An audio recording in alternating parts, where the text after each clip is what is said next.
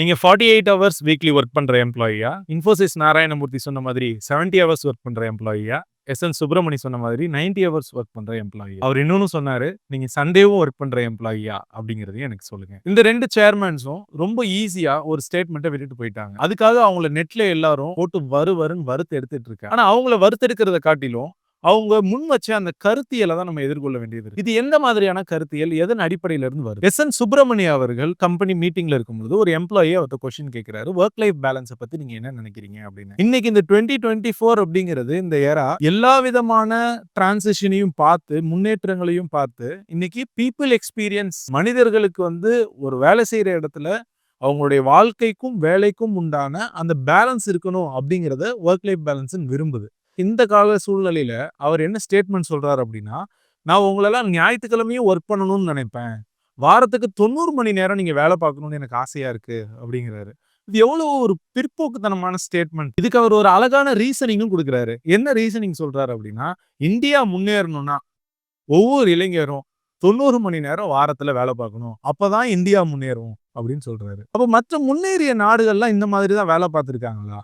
இப்போ முன்னேறிய நாடுகளாக கருதப்படுற அமெரிக்காவோ, இல்ல பிரிட்டனோ இந்த மாதிரி தான் வேலை பார்த்திருக்காங்களா? அப்படிங்கிற கொஸ்டின் இருக்கு.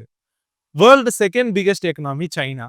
சைனா இப்படிதான் வேலை பார்க்குறாங்களா? அப்படின்னு கேட்டா, எந்த நாடுமே இந்த மாதிரி வேலை பார்க்கறது இல்ல. அவர் இந்தியால மட்டும் அப்ப இந்த மாதிரியா வேலை பார்த்தா தான் முன்னேறும்னு சொல்றதுக்கு எந்த ஒரு வாத பிரதிவாதமும் நியாயப்படி இல்ல. சரி, வரலாறுல ஹிஸ்டரியில அந்த மாதிரி இருந்திருக்கா அப்படின்னு கேட்டா, ஹிஸ்டரியிலயும் இந்த மாதிரி இத்தனை மணி நேரம் வேலை பார்த்தனால தான் இந்த நாடெல்லாம் முன்னேறி இருக்குன்றதுக்கும் எந்த விதமான சான்றுகளும் இல்ல. இந்த முதலாளித்துவ சிந்தனை இருக்குல்ல, இந்த சிந்தனை நம்மள எதை நோக்கி போக வைக்குது அப்படின்னு சொன்னா, 2024ல இருந்து 2050 நோக்கி போக வைக்காம 2024ல இருந்து 1886 நோக்கி போக வைக்குது. அது என்னடா குறிப்பா 1886 அப்படின்னு கேக்குறீங்களா? நம்ம எல்லாரும் மே 1 அன்னைக்கு இன்டர்நேஷனல் லேபர் ஹாலிடேன்னு சொல்லிட்டு அதை கொண்டாடுறோம். உழைப்பாளர்கள் தினம் ரொம்ப பெருமைப்பட்டுக்கிறோம். ஆனா இதெல்லாம் தாண்டி ஏன் அந்த நாள்ல லீவ் விடுறாங்கன்னு நமக்கு தெரியுமா? தெரியலல்ல. கொஞ்சம் ஹிஸ்டரிய நம்ம போய் பார்ப்போம். ஒரு மேலான ஒரு லைன் ஹிஸ்டரி மட்டும் நான் உங்களுக்கு சொல்றேன். சிகாகோல லேட் 1880ஸ்ல பாத்தீங்கன்னா, ஒரு நாளைக்கு 12 ஹவர்ஸ் டூ 14 ஹவர்ஸ் ஒரு harvesting machine company employees work பண்ண வச்சிருக்காங்க. இது எல்லா நாடுகள்லயும் பிரத்யேகமா நடந்துட்டு இருக்கு. அந்த சிகாகோல கிட்டத்தட்ட 2500 எம்ப்ளாயீஸ் ஒண்ணா சேர்ந்து ஆர்ப்பாட்டத்துல ஈடுபடுறாங்க. கண்டன போராட்டங்கள்ல ஈடுபடுறாங்க. அப்போ ஒட்டுமொத்தமா ஒரு 18 கண்ட்ரி சேர்ந்து அந்த போராட்டத்துக்கு ஆதரவு தெரிவிக்குது. அந்த போராட்டத்தினுடைய ஒரே கோரிக்கை என்னன்னு சொன்னா, எங்களுடைய வேலை நேரம் என்பது 8 மணி நேரம் தான் இருக்கும்.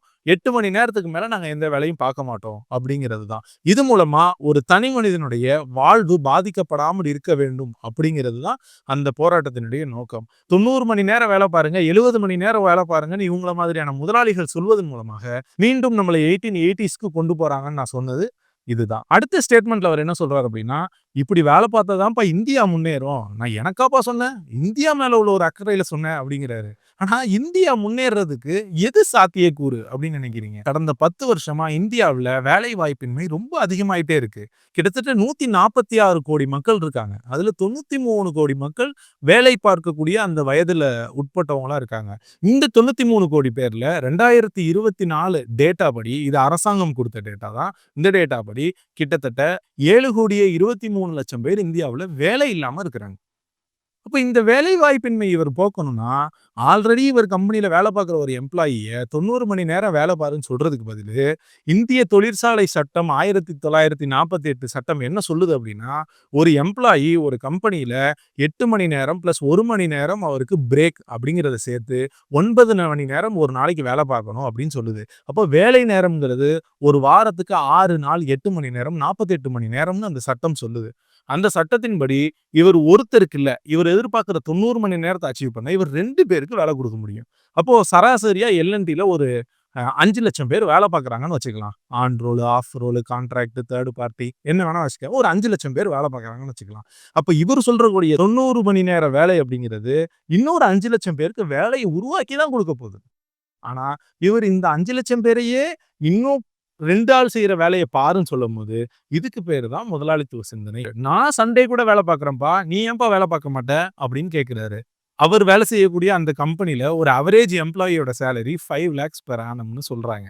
ஆனா அவருடைய சேலரி பார்த்தீங்கன்னா, கிட்டத்தட்ட 37 crores பெர் ஆனம் அவர் சேலரி வாங்கிட்டு இருக்காரு. இப்ப அவருக்கு இருக்கிற ஓனர்ஷிப்பும், ஒரு சின்ன எம்ப்ளாயிக்கு இருக்கிற ஓனர்ஷிப்புக்கும் கண்டிப்பா டிஃபரன்ஸ் இருக்க தான் செய்யும். 2வது அந்த கம்பெனில வேலை பார்க்குற ஒவ்வொருத்தரையும், அவங்க எம்ப்ளாயி தானே, சேலரிடு தானே, மாசம் சம்பளம் வாங்குறதுக்காக அவங்களுடைய டாஸ்க்க முடிக்கிறாங்க. அவங்க அந்த கம்பெனிக்கு ஓனர் இல்ல. ஆனா நீங்க இந்த ஸ்டேட்மெண்ட்ட குடுக்குற நபர் யாரு? இந்த கம்பெனியோட ஓனர். அப்போ ஓனருக்கு இருக்கிற ஓனர்ஷிப்புக்கும், ஒரு எம்ப்ளாயி லேபருக்கு இருக்கிற ஓனர்ஷிப்புக்கும் பெரிய டிஃபரன்ஸ் இருந்து தான் ஆகும். ஓனரோட ஓனர்ஷிப்ப தூக்கி எம்ப்ளாயி மேல போடுறதும் ஒரு விதமான உழைப்பின் சுரண்டலும், உழைப்பின் திணிப்பும் தான் இதுல இருக்கு. வேர்ல்ட் ஹெல்த் ஆர்கனைசேஷன், அதாவது உலக சுகாதார அமைப்பு, இவங்க சொல்லக்கூடிய கருத்து உலகளாவிய கருத்தாவும் பரப்பப்படுது.